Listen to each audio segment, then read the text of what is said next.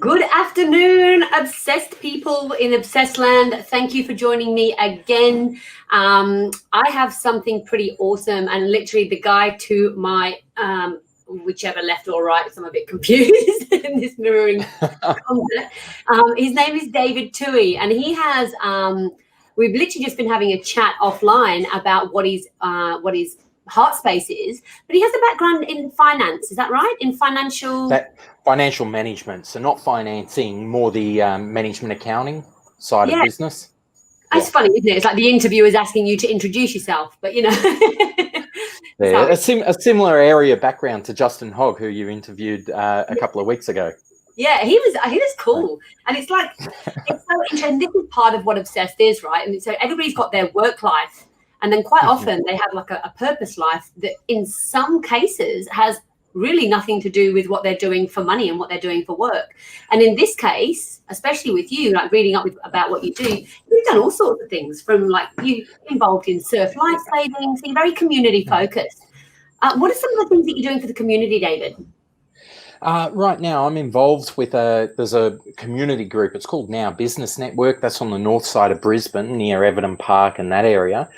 So I'm on the board with that, and we what it is, even though it's called a business network, it's actually all around community. So we do a Bunnings barbecue at Stafford and raise money and help out with school groups and charities and others. So we support the community through that. I've just started this morning talking with the president of the Australian Oz Congo network, and looking to help them with their community, the Congolese. And like you said, the surf lifesaving, which I do on the Sunshine Coast. And yeah, I've been involved a little bit with different charities and quite enjoy it. It's so good. And look, I don't know if obviously you can all see, but there's a little head bobbing around over there somewhere. And David is literally showing you what it's like to be a dad in business, and when the show has to go on, the show goes on, and the kids come with you because they're portable, right? He's portable, and right now his mum's just walked in, so he gets to say bye. There we go. Oh, hi, cutie. Yeah, trying to. Let him go. Okay. All right. So, look, I mean, yeah, you did this. So when you say surf lifesaving, now, was that like on the board, or were you out in the ocean saving people? No, yeah, that's very hands-on. So my main role with that is actually driving the rescue boat, the rubber ducky, IRBs we call them. Oh, so yeah. I've been, I started what we call a bronzy, so sitting on the beach and watching and things. And I think about 2 years in, I got into the rescue boats, so crewing and mostly driving those now. Wow, that's very cool. It's not really a hobby, is it? It's something else that you're doing to help the community. And you've got a really strong sense of community, actually, like it's literally in everything that you're doing. Mind, for me, is a concept. Mind for me. Mm-hmm. Yeah. And I find that very intriguing. And I've got some questions around it, because I know that there's going to be heaps of people that will be like, but what about this? But what about that? Because it's a unique concept that you mentioned that it was like you should be able to rely on your neighbours. Is that right? Like that kind of... Absolutely. It's really stripping it right back to that core of looking out for one another. And people lately have been using that term, it takes a village. Yeah. And it's all the little things that people go without because they don't want to ask. They think it's too small or too big, or they just so much disconnection now. And not everyone, but certainly many people don't know who their neighbours are too well. So if you just need a hand, like one thing I did last year, putting together a couple of beds and bed frames. So I needed a hand because I only got 2 hands, and it's not the usual thing that you go and knock on a neighbour that you don't know and say, look, can you just help me for 5 minutes with this? So what Mind for me is a platform that you can establish and set a support network with your friends or your neighbours and your family. So when you want that help, you just punch in, this is what I need, bang, fire it out, and whoever's available can say, yep, I can do that for you. Well, this is it. I mean, coming through this COVID thing, the one thing that I think we've all really figured out is that people are actually willing to help. When there's a need, people really are genuinely willing to reach out and help people that need it. And I think what you're doing is tapping into something and not just saying, hey, we can't just leave this just for a pandemic. It shouldn't just be like that only when it's the most, like at the most critical. What you're saying is, why can't we do this all the time? Absolutely. I've been working on this for years, and we see it, in Australia. It's really great that people come together in the crisis when there's a drought, when the farmers need it, when we've got floods or when we've got the fires. But then when the crisis is over, thank you for that. When the crisis is over, people retreat back into their homes and their lives and end up sort of just a bit more self-reliant without that same engagement and coming together. Yeah. So, cheers, Dale. There'll be comments that will be popping up on the side all the time. Some people get distracted and they're like, what is this? No, it's awesome. I do love it. And look, a sense of community is so important. It's not just important when times are tough. I think it should be something that we should be doing all the time. I mean, how many people that are actually listening know their neighbours? Like, do you know your neighbours? Even if you live in an apartment, have you taken people a pie? Or, I think... Why do you think that is, David? Why do you think that people actually have a resistance to that now? I think there's probably a few things. One, trust. People struggle a little bit with trust, and trust is even harder if you don't know people. Trust is only gained when you do engage with people and have conversations, and it's not an instant thing, but it takes time, and there's different levels of trust. For someone to mow your lawn, you don't need the same trust as someone looking after your little one. So that's one of them. The other thing is certainly, where for whatever reason, I think over the past probably 30 years, 40 years, we've started with this idea that you're supposed to look after your own family, look after yourself, and that idea, I think, really means we all go without that little bit of a hand when it's convenient, and there's tasks and chores that we do that we don't enjoy and other people do, and instead we battle through things a lot more. And I think one other reason is that being comfortable, like you said before, people right now genuinely want to help, but you can only help if people ask. And if people aren't asking, if they feel whether it's embarrassed to ask or they feel that they're pressuring people, they just don't. So who do you help? That's actually been, through the trial of mine for me, one of the biggest questions that we get. People join and they say, how do I help someone? And it's like, you can only, at the moment, and we're actually working on it right now, adding in offering help. So you can put in an open offer, like on Friday night, I'm free, who needs a babysitter? But we built it with the idea that people will ask for help if they need it, but they still don't. Yeah, I get you. And I suppose it comes, and you were saying before, it definitely comes down to that trust thing. And I'm a mother of three, and when I was a kid, you'd literally just go and ask the neighbour or the kid up, the mother, the friends, because you'd all know each other on the street, and you'd ask their daughter to babysit or whatever have you. But I think, times with all the craziness and everything going on, who do you trust? And when these types of innovations come about, what are the trust steps that you've put in place in order to be able to make it a safe space? At the moment, we've kept it very simple, that we focus mostly on enabling the privacy and the safety with security and that of line digital security, but establishing your own support network, so your friends and your family. So that's simply the best single starting place, the people you already trust. Yeah. So you might have, like with your children, and I know with my son, you might have, say, a handful or 10 people that you could trust. But rather than doing the ring around, you can put them all into your own support network. So when you need that hand, in a few clicks, you've actually asked all of them at once. Yeah. And how cool is that? Yeah. It's like you can go to your circle of trust and of course we can all go and message them privately or whatever have you and you'd have to think, oh, who's this? Or I forgot that person or whatever. But what you've created is a place, almost like a hub, where people can go to, put in what their want and their need is, and then offering it to your circle of friends for them effectively, not really to bid because it's not really that, but like for them to say, hey, I can do that. Absolutely. And it's funny you mentioned bid. We actually, the idea of bidding is one thing, and that's a power thing as well. But what we have at the core is a concept of kind coins. So it's a points-based system. So you can't buy or sell them. You earn them and spend them through helping each other and doing that in different ways. That is so cool. What a cool concept. Hey, very quickly, just off topic. Yeah. I can hear there's like a loud squeaking when you talk, and I don't know if it's your speaker. Let's see. Hopefully, yeah. It might.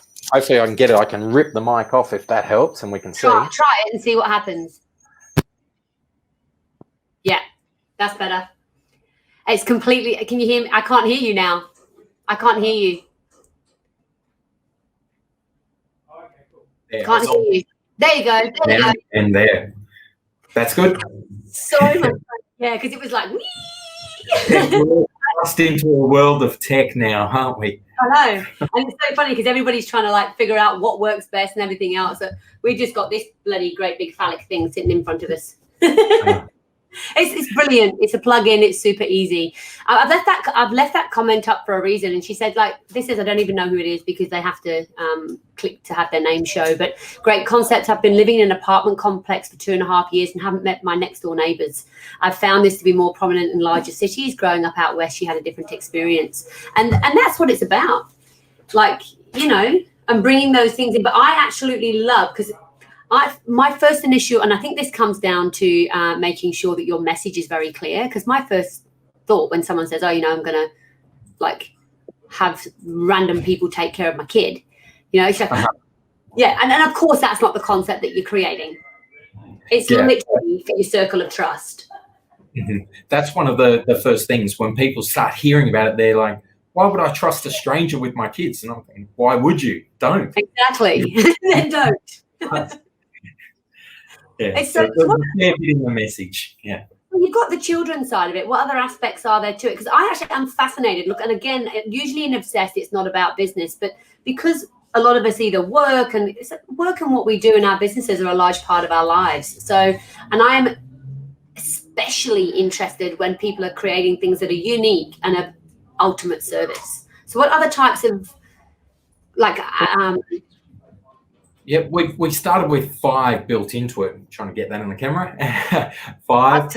And, to be inclusive, because I've got friends I would trust with my son that don't have kids. So it's got to be something that can include them. So with the 5 areas, it's with the children, pets, home and garden, and also supported family members. So it's those same 4 areas, but for people like elderly or disabled family members you might have that don't even necessarily live with you.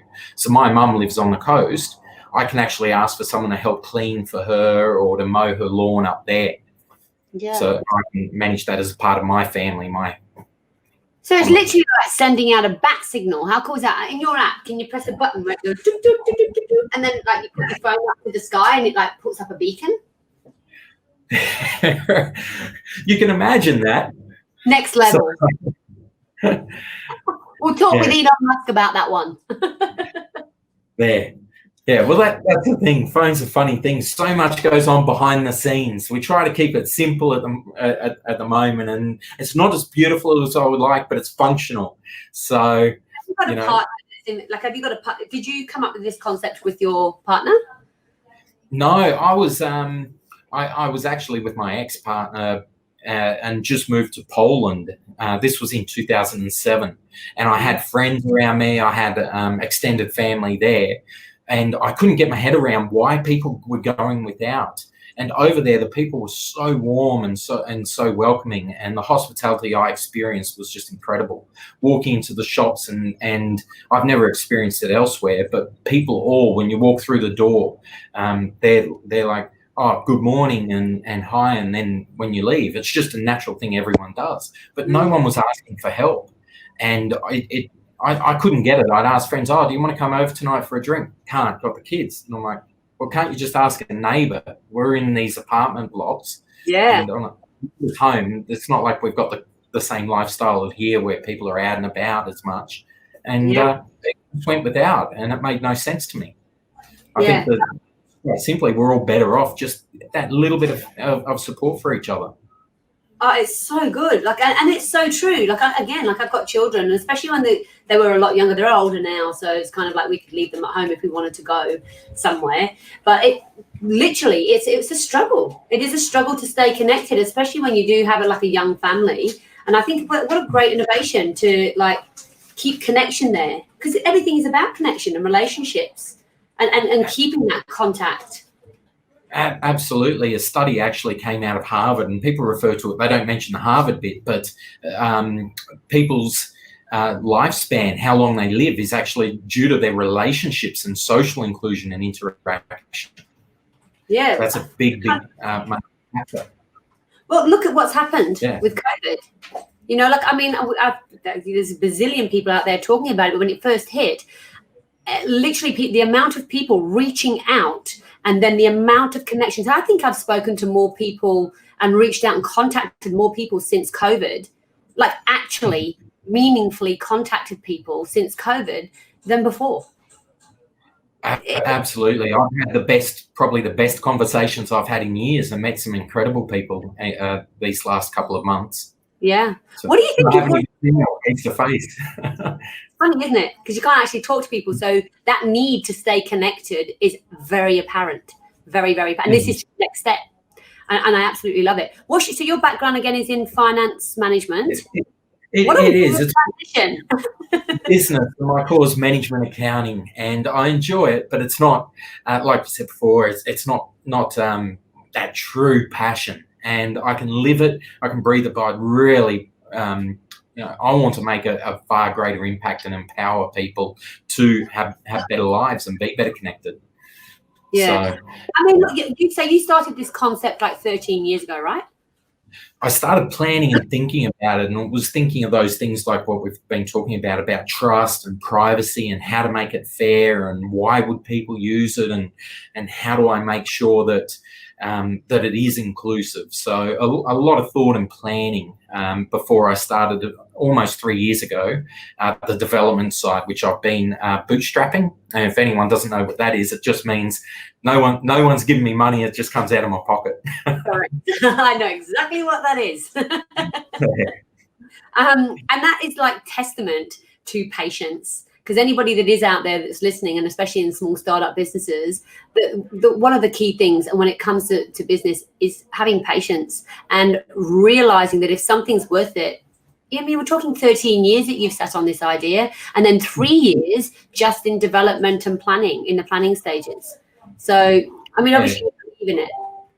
Yeah, it's my third online venture. My very first one with social purpose, a social enterprise. But my first two that were online, I launched them pretty much too early, years before I should have. And I found it really hard to break into the market. The first one was selling cars online, basically a used car marketplace in '96, when most people didn't have emails. And the second one was for accountants and software and tools and templates for accountants in 2007. And people weren't commonly using things like Xero and online accounting and cloud computing like they do now. So that was a barrier, and I didn't want to do that again either. How upsetting. Like, you look at carsalesnow.com and just go, grrr. Yeah, but if you hear his story, he'll tell you as well. I can't recall his name. I only came across it about a year or so ago. He worked for years grinding and trying to get that out there. So, whereas now I think it's worth a few billion. Just a couple. Man, like I love it, and it's so like I'm very similar, David. Like, I've come up with concepts that were before time, and then you kind of try and get to them, or you don't get to them, and even now as we speak, I've got like innovations, one of which has got a patent on a shelf sitting there, and it's sometimes you just fall out of love with them because it just runs its course, or your situation changes. But sometimes it's just about waiting for the right time, and patience is key. Yeah, absolutely. Patience. And then when you're doing it, perseverance. And I think you do have to keep an open mind and listen to people, listen to what people want, and be prepared to just change, tweak, whether you want to call it a full pivot or just adjust for what people want, because that's what it's about in most cases. It's really about the people using it, the people that are benefiting, and things like that, whatever it is. So obviously in your world, were you hit hard by COVID? Did you like lose a lot of clients and all that kind of jazz? I was about to take on a whole lot of work, so that would have freed up a lot of funds and everything for me, because I've been happy bootstrapping it, pushing it forward, getting feedback and things like that. But I keep running out of money. I haven't got the deepest of pockets.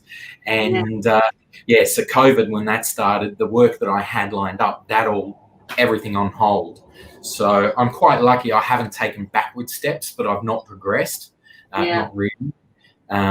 So I can only be thankful for that. And not with one thing, well, this is it. No, that's right. Go on. Sorry, you're right. One thing I did gain from it was time. By not doing that, whatever I'm going to do, I'm going to put my time to use. So I've thrown myself even more into mine for me. Yeah, well, and this is it. And it's so frustrating because you are doing the job, the stuff and the things because you need the money, but your true passion is going to lie in this concept. And this is going to be the one that gets off the ground. Yeah, it has been. It's perfect time. Yeah, being bit between a rock and a hard place. That do I put time into it and not have money, or do I work for the money and I get the money which I need for it as well? So I've been balancing that. Yet, are you? You're not launched. It is running as a trial, so people can jump on, they can join, they can invite their friends on there and put it to use. But we're also running a crowdfunding campaign actually at the moment on Possible. And we've got 5 more days, so that ends Monday. So okay, and how's that going? Slowly. It's been very, very interesting. It's been the number of people I've met engaged and the amount of support is incredible. The amount of pledges, not quite so much. Not so much. It's been fun, and I've actually with the development team, we've actually started pushing forward anyway towards what the crowdfunding goal has been for. So I'm like always, I'll keep pushing this forward and moving it. And if we can achieve that crowdfunding goal, $10,000 by Monday, then it just lets us to move a lot faster and get a lot more functionality and things in there. What would you? Because it's obviously up and running. What's the next stage? I'm in. I'm like, I want to. Yeah. The next stage, two main things, or 3 really, that we're working on is one, the offering help, so an open offer of help. So say if you've been cooped up, like I know someone mentioned before, or you put it up, being in an apartment, if you want to get out and do someone's lawn or gardening or help someone outside, then you could say, hey, this weekend I'm free. Who can I help? I need to get outdoors. I want to spend some time. And we don't know yet if we're allowed to spend how much time in parks and around people.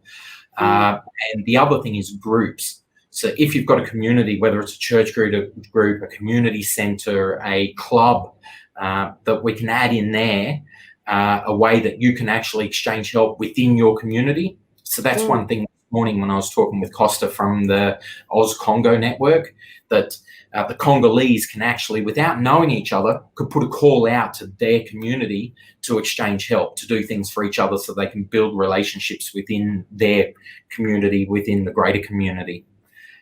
So cool. Yeah. I love it. Right, everybody give him money. Literally, just make it happen. It's actually so cool.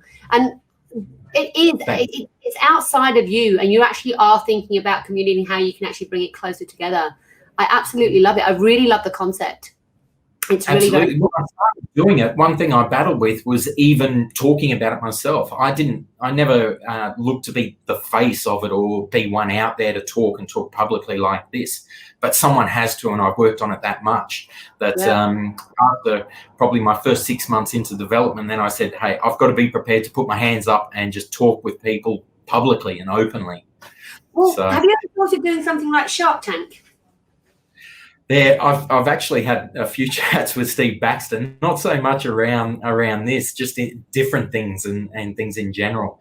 And I think one thing is, if I focus on investment, if I focus on those things, then that's time and money that's been taken away from actually building the platform. So whether or not I'm doing the right thing, I don't know. But I thought really what I want to do is focus on the platform, the benefits, and using it for people. So we don't have advertising in it. We don't have any other revenue streams in it. It's a subscription base eventually, which will be in some months.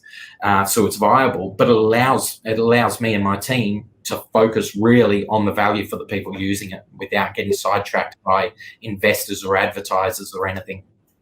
Yeah, it's tricky, isn't it? Because I mean, look, even with Obsessed Hub, we've done the same thing. It's very hard for us to kind of like keep businesses and stuff out of it because people are sick of getting marketing messages. And I get it because most, like obviously for us, when you get a following or you get a database, and that's what everything is about, is gathering database and eyeballs.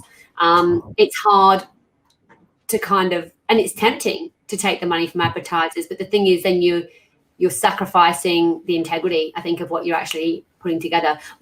Or just create another platform and ask the people if it's okay, you know? Yeah. I've had talks with like Brisbane City Council and things like that, and we've said to everyone, we've got it in our own policy and constitution that nothing private will ever be shared with anyone, not without people very, very clearly saying it can be shared. So the statistics and the data is to be used to give people more benefit. If we learn that this is what people want, if they're giving us that feedback and telling us, then we can deliver on that. And that's what it's really about. Have you considered, I mean, this is one of my things, this is not turning into a coaching session or anything, but maybe you should like take it to market in as much as physically and when we're able to. But have you thought of something like maybe the Small Business Expo? You know, the Small Business Expos? And taking it out to there, you know, and having a Paula brand. Yeah, and then we actually shared a stand at one down at Logan. I'm trying to think. I think it was late last year, and that was quite good. Just engaging with people and talking with people. So I think that as far as taking it to market post trial, we'll be aiming for July, maybe August for that, and. So that we can start to open up the revenue streams and be able to make it a bit more feasible and viable and deliver a lot more and a lot faster. Well, there's just so much scope, really, isn't there? I mean, obviously it starts with community, but there's many micro communities in our macro community, which is the world, and it breaks down into smaller communities. So I think what you've got, David, is incredible. I want you to stick with it. Keep rolling with it, because I've got goosebumps, and I think that what you're doing is you've got something, you really do. So we are at the 30-minute mark, my lovely. I am so grateful to have you here and to have you share your amazing journey with us. And if there's anything that we can do to help you, just let us know, because we are all about supporting people that are doing great things for people and for the community. So if you'd like to, go and have a look in your comments, and more than welcome to kind of put your link in the comments and everything else. So thank you so much for joining us today, David. Thank you so much, Hayley. Been a great chat. See you.